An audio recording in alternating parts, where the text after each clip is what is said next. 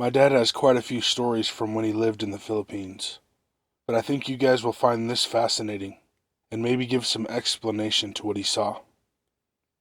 My dad was 7 at the time and still remembers this crystal clear. He woke up sometime late at night and had to use the bathroom.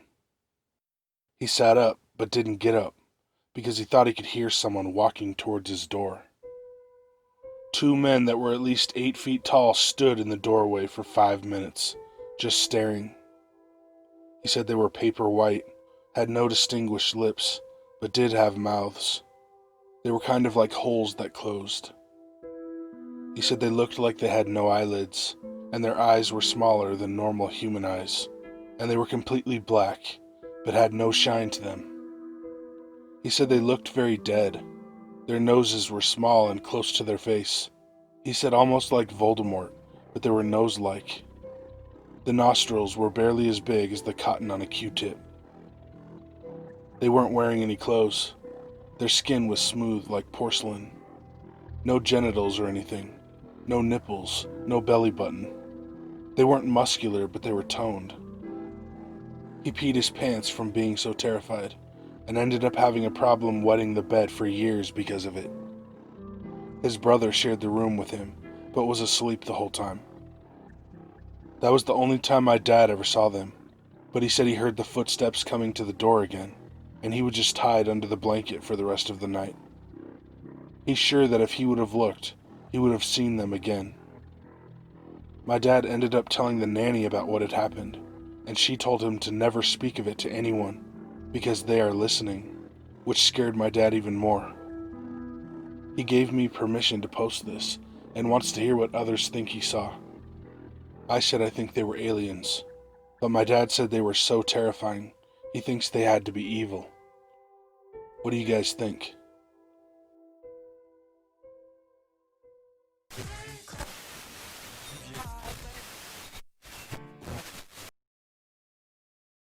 So I'm an OTR truck driver, which means that I drive across the country multiple times in a month-long period. I'd like to share a story with you. On a dark July night, around 2 a.m., I was headed south on US 93, a highway in Nevada, approximately 30 miles north of Las Vegas. Traffic was scarce. I hadn't seen a single vehicle for the last 40 minutes at least. The only source of light that illuminated the road were the truck headlights. I was on the phone with a friend of mine, just chatting about random stuff, when in the distance, about 300 feet ahead of me, I saw something on the shoulder of the road. At first I thought it might have been a turned-over construction sign or a bag of some sort, but as I approached the object, I started to make out some features. A human-like figure, I thought. Just to be clear, that area is deserted, and there's absolutely nothing to be found within a 25-mile radius. When I was about 10 yards away, I could see it clearly. It was a boy, 8 to 10 years old, I would say, with a school backpack and a white plush bunny in his right arm, held tightly against his chest. He was just standing there with this cold stare, completely unemotional. He was looking at me directly in the eyes. He didn't break the stare as I passed him. He didn't blink or even flinch. And let me remind you that it's an 80,000-pound semi-truck moving at 65 miles an hour. It's virtually impossible not to react to it driving past you at about a yard away. My heart was racing. My whole body was covered in goosebumps. A cold chill went down my spine. I don't think I've ever been so disturbed in my entire life. Once I passed him, the first thing that came to my mind was that if I see him appear again in a couple miles, I'm gonna have a heart attack. But it never happened, and the rest of the trip was uneventful. I still don't know what it was. I'm not trying to claim that it was a ghost or a spirit of a deceased child. I just can't find any adequate explanation to it. It was definitely not a hallucination since I was wide awake and talking on the phone. It just seems so weird to me. What in the world was a 10-year-old kid doing by himself in the middle of the desert? And before you start asking me why I wouldn't stop for the kid, we are trained to not stop, because it could be an ambush. Plus, I was and am 100% sure that that was not a human child.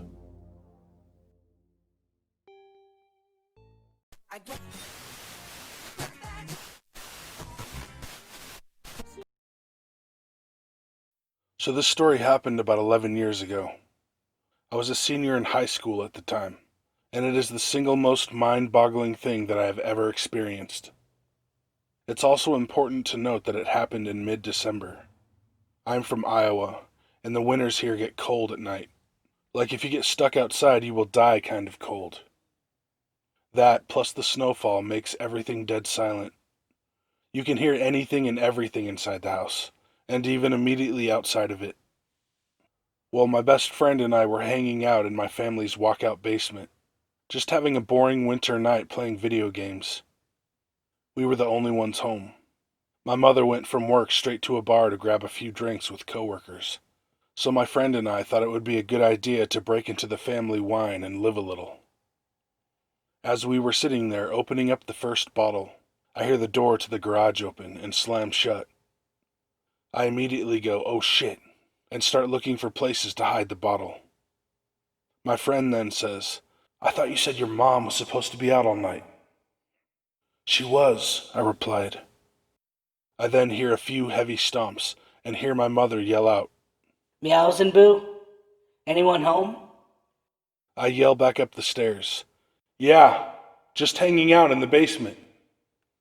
I hear a few more steps move from the garage door towards the stairs, and she yells out again, "Can you come help me with something? I need you up here." I reply back while frantically trying to find a good place to hide the bottle. "Yeah, give me just a minute." Then there was silence for about 20 seconds. "Anyone down there with you?" She yelled back in a more concerned, serious tone, in a voice that was slightly off of my mother's. This was the first thing that told me something wasn't right. Our family never cared if anyone was over, as our house was a very open house to all family and friends. And the voice, it was just wrong. Like it sounded like my mother's, but it was missing something that I couldn't put my finger on. Weirded out, I reply back, "Just Colton." After I yelled that back to her, I found a good place to hide the bottle, and began walking up the steps to the next level. Now, as I was walking up the steps, I couldn't help but feel the overbearing silence of the house, and the slight electric twinge that something wasn't right. When I got to the top of the steps, I looked over to where the door to the garage is, and also the kitchen right next to it. And it's black, pitch black. All of the lights were off, and there was no moonlight shining through any windows. I walked over to the kitchen, yelling out, "Mom, where are you?" There was no reply, just silence and darkness. I feel the electric twinge turn into full needles, and my adrenaline kicking in full force. I have to get out of here as fast as possible. My mother was not home. I run back down the stairs, grabbing my coat along the way. "What's wrong?" Colton says. "My mom is not home," I reply as fast as I can, looking for my truck keys.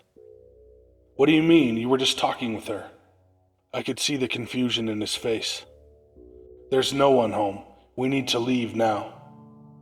I took a few steps toward the back door that opens up to the yard, and then I see my dog shaking on the couch, and my cat growling behind it.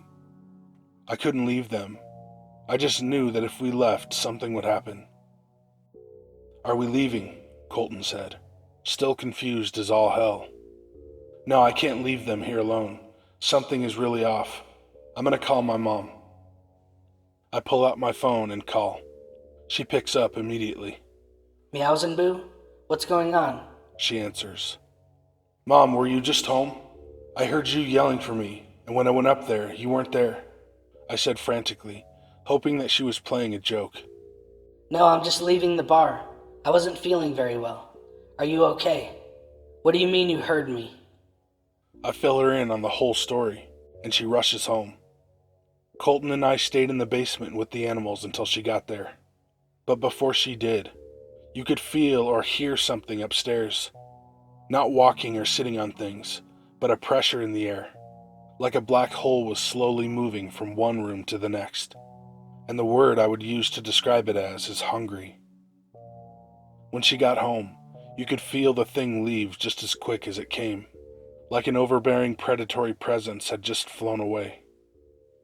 We still never figured out what the hell was going on, and this is just one story of many unexplainable things that have happened to us, one that I was happy to have a witness for. My mother has since passed away, and I have moved away to Arizona, but whenever I go back to Iowa and I see Colton, he still gets creeped out by what happened. I will never truly know what it was, but it had my mother's voice, and it was evil.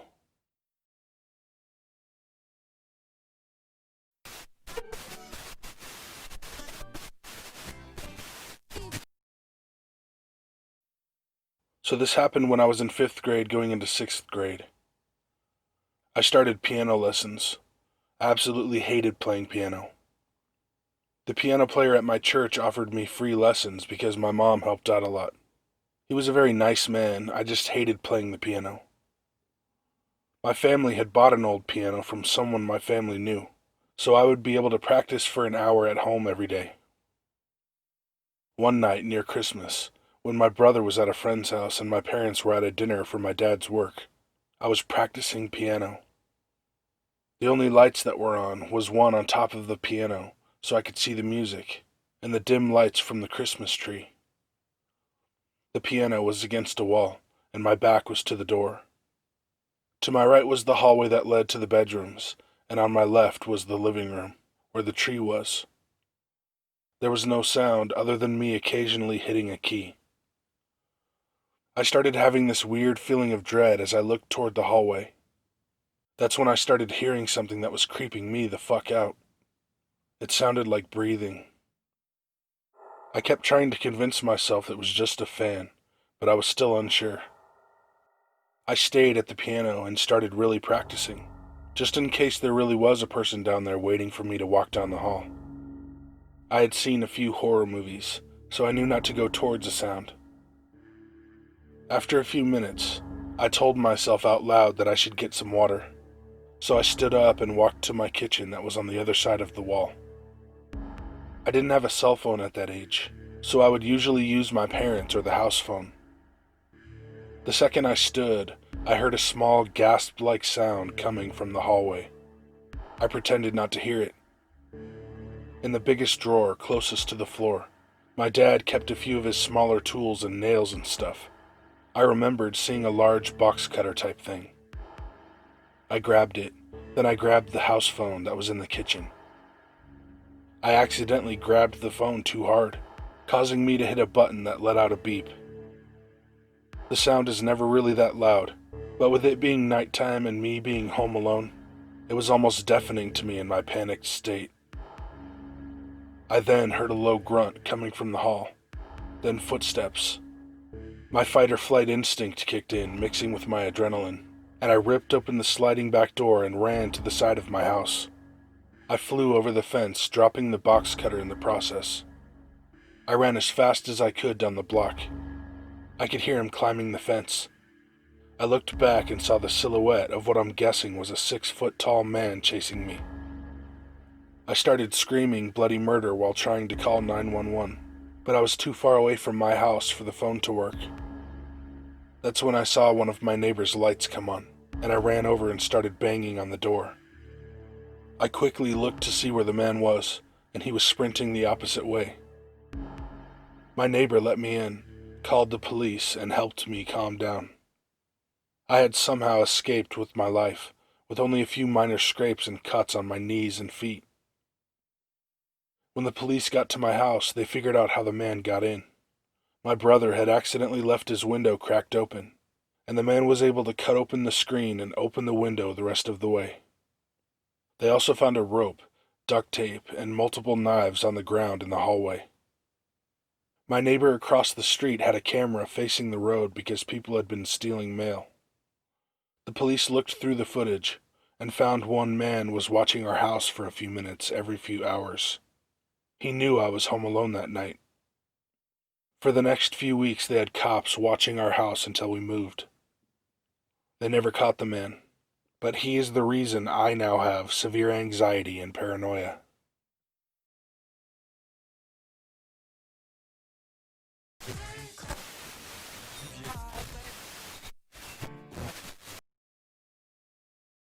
So it was the 4th of July, and my brother and I were setting off fireworks in the woods behind our house. We were passing an aim and flame cigarette lighter back and forth, and lighting firecrackers and other small fireworks. It was around 2 in the morning. I left to get something to drink, and left my brother there lighting fireworks. I get back around 10 minutes later, and he asks me for the lighter. I told him I didn't have it. I left it with him, and he was actively lighting firecrackers as I left. He says, "Yeah, I know, but I just gave it to you a couple minutes ago. Where is it?" I know my brother. This isn't something he'd lie about. We've talked about it many times over the years, and the story has never changed. The moon was bright that night, bright enough to see. He says he saw me in my same outfit, same hair and everything. Apparently, the Doppelganger said nothing, went up and put his hand out. My brother assumed it was wanting the lighter, so he gave it to him, and whatever it was walked away. Never said a word. These were woods privately owned by my family, far out in rural Texas. Nobody else was out there, and even if they were, that doesn't explain how they looked exactly like me.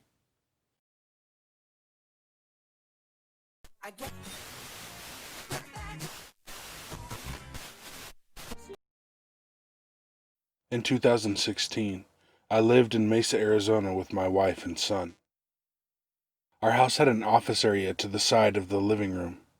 You had to go down 4 or 5 steps and through some double doors to get to it. I spent a lot of time in the office, and one night I had a lot of work to do. Everyone was asleep, and I took a break and laid on the office couch. Now from the couch I could see up into the living room. The double doors were halfway closed, and I had fallen asleep. My dog Magic was under the blanket by my legs. I was startled awake, realizing that I had to get back to work. As I looked through the double doors into the living room, a figure was crouched at the top of the stairs. It was turned away from me, but was holding a mirror and looking into it at me. This man was insanely emaciated. His hair was patchy, and his eyes were milky white. My brain was trying to figure out what the hell was going on. So he's looking through the mirror at me and says in this deep, raspy voice, "I need to stay here." I was frozen, lying on my side. I didn't respond. "I need to hide here." He demanded. I finally snapped out of it and yelled, "No! Get the fuck out of my house!" The man then sneered and snapped his head toward me, now looking over his shoulder. He screamed. Several teeth were missing from his mouth. I whipped the blanket off of me, and Magic jumped up and ran through the double doors. It was like he just realized that something was going on. Magic was a big dog, a mutt, but intimidating. The last thing I saw was Magic barreling through the doors, and the figure still crouched looking at me. As the doors smashed open, they rebounded and almost locked into place. Fearing what this thing would do, I got up and ran, kicking the doors open. The figure was gone. Magic was cowering to my right. I just stood there for a while, trying to wrap my head around what had happened. Was it even real? I checked the house and found nothing. No figure, no mirror, no evidence of anything, except Magic's behavior. He stayed nervously by the laundry room next to the office until the next night. Only then would he come back into the living room. Nothing weird like that ever happened again in that house. After researching paranormal experiences on the internet, I think I might have been visited by a demon. Has anyone else had an experience like this?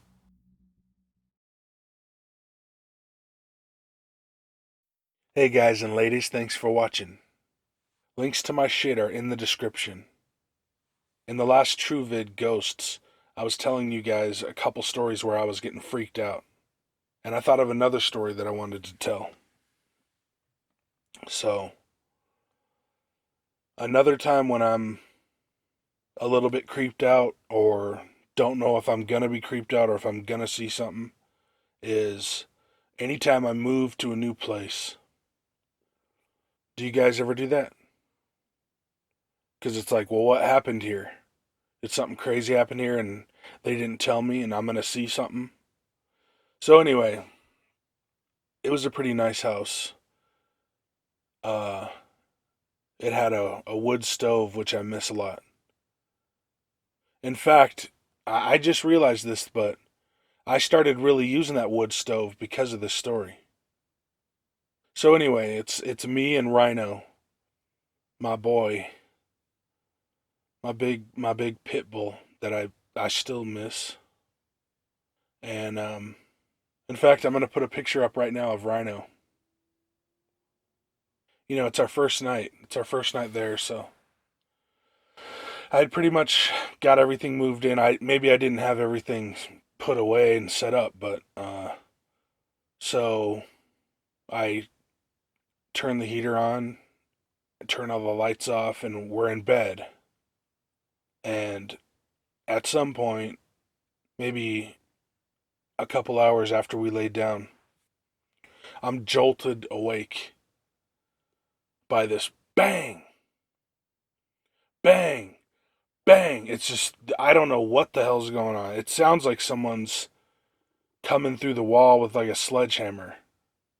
And I'm like, Rhino. You know, and so he's going nuts now. Got the courage to go out there to see what the hell's going on. And so I look out the window. I'm looking out windows to see who's destroying my damn house.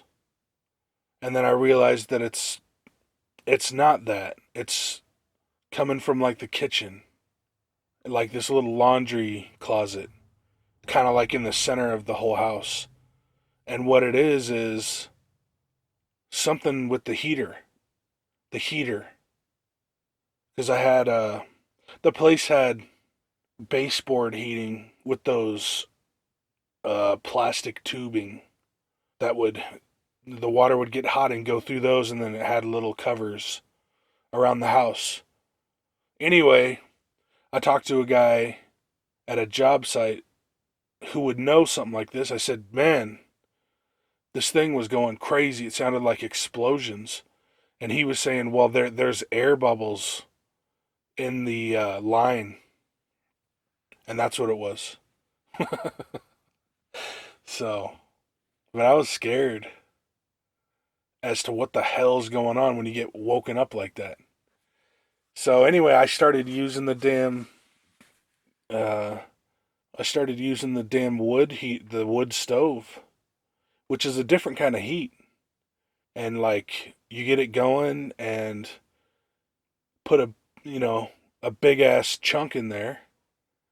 And like when you get up in the morning, it's just dying out. Like, I mean, the fire probably stopped at some point, but it's still like heat, and that heat feels so good.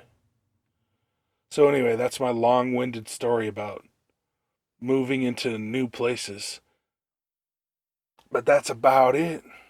And be good to animals, even people. So Já, snemma, bergsbus, hrish. I kept trying to convince myself it was just a fan, but I was still unsure.